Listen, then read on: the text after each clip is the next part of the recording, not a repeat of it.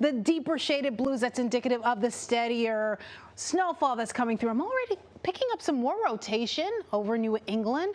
Does that mean we have a tornado amiss? No, it's just some rotation. The clouds are kind of creating that spin, but something that we're watching, strong updrafts as well. It is continuing to come down in intensity across eastern Long Island. Still seeing that back edge moving through parts of western New Jersey. Just going to keep an eye on it because it looks like it's eroding just a little bit. So if you're in like Warren, eventually Hunterdon counties, you may see a little bit of a break. Still some steady downpours or steady snowfall coming down, I should say. Chappaqua, Buchanan, Golden's Bridge, down in toward Valley College, getting a little lighter in White Plains. We're also paying close attention to North Bergen. We are noticing that steady band coming through from northeast all the way down to southwest, and that's been remaining consistent. I wouldn't be surprised if that's where we see some of the higher totals, especially in parts of Monmouth County, down in toward Ocean County, and even parts of Middlesex. That's not out of the realm of possibilities.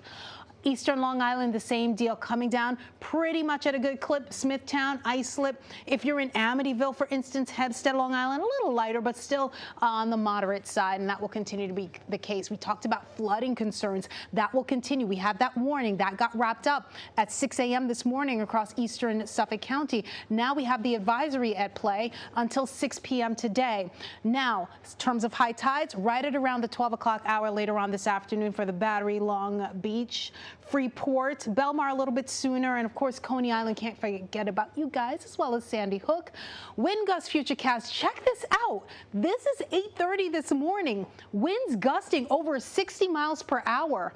And then as things steadily start to wind down, we get the shift in the winds. We'll still get that sudden burst, and we'll continue to be coming down at that point, as well as the winds gusting to near 60 miles per hour eastern end of Long Island, 41 New York City. And this is just before noon. Once we get past noon, it does start to come down. It does start to come down throughout the remainder of the day. We're in the 20s now at the 4 o'clock hour, 40s West Hampton, and then it'll continue to wind down thereafter. Still a little blustery, though, as we head into Tuesday. And with that, even when the snow is over and done with, we'll still get blowing snow. So we're not going to be out of the woods just yet. Our power outage map still indicates the potential for power outages at around the 1:30 half hour for these particular areas, something that we're going to watch. And more impacts to you. Heavy snow here on out, flight cancellations, coastal flooding, we mentioned that, damaging winds, icy conditions, power outages, just to wrap things up. Right now, temperatures are below the freezing mark.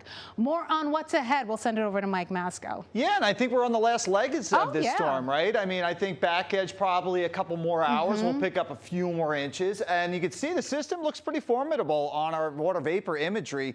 What's been impressive is the thunder and lightning happening right around the center of this storm, so that's indicative of it still deepening and starting to strengthen. But the good news is it stayed a little bit far enough to the east to prevent some of these mega snow bands to get into the city. That's why we probably are going to end up somewhere, which was our forecast of 12 to 16 inches. Meanwhile, maybe some isolated spots getting closer to 20 inches, especially as you get towards the east end. But we're going to stay in the snow, especially into Nassau and Suffolk County through the lunchtime hour, and then we're going to start to see conditions get a little bit better, which is some good news. Look at your visibilities out in the island. We checked in with James Ford. Again, he's showing us those visibilities down to around a quarter mile. We got quarter mile down the Jersey Shore, quarter mile as you get towards Newark Airport. It's going to get better as we head towards the afternoon hours, but we got to slow crawl this thing. By lunchtime, I think we get back closer to, say, 3 miles in New York City. But notice, again, out towards the island, we're still dealing with those low visibilities. And then as we move your timeline into,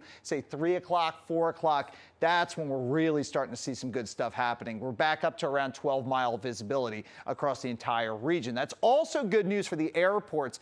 They're on that instrument rules. That's how they're bringing in planes and landing them, bringing them in and taking off. They'll go to visual flight rules as we go into tonight. So that could help lessen the impacts with delays and cancellations. All right, let's get to the good stuff, right? It's the 7-day forecast, whole different flavor storm. The last storm we had in New York City, we followed the storm with teens and single digits and 0 degrees. That is not the case. We're talking about a good thaw, a good melt happening in the middle of the week. There is a little caveat to this, though. By Wednesday and Thursday, and specifically Wednesday morning, don't be shocked we get into a little hit of snow, because a clipper system will rotate through here, and that'll knock our temperatures back to around 40 degrees, but certainly better than the teens.